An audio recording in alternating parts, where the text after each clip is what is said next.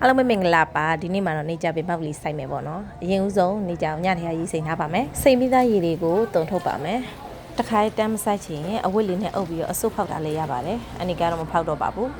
စိုက်မဲ့ဘန်းလေးပါတခါတည်းမှားထားတာဖြစ်တဲ့အတွက်ကြောင့်အနိကဘန်းထဲမှာတန်းပြီးတော့စိုက်ပါမယ်ဘန်းကတော့အပေါ်ကစကားလေးနဲ့အောက်ကဘန်းလေးနဲ့ထက်လျက်လေးပေါ့နော်စိုက်လို့ဖြစ်ထုံမဖြစ်ထုံတော့အနိမသိပါဘူးအနိလည်းပထမဦးဆုံးစိုက်တာမို့လို့ပါသူကနေကြစေအညွန့်လေးလည်းပါတယ်ပေါ့နော်အညွန့်လေးနဲ့အတိုင်းစိုက်ကြည့်ပါမယ်အရင်ဦးဆုံးစကားထည့်ပါမယ်အောက်မှာကရေးထည့်မယ်ပေါ့နော်စကားထဲကိုစက်ကူတရွက်ထည့်ခင်းပါမယ်စက်ကူပေါ်မှာအုံးစက်ခွန်တွေကိုဖြန့်ပြီးရောခင်းမယ်ပေါ့နော်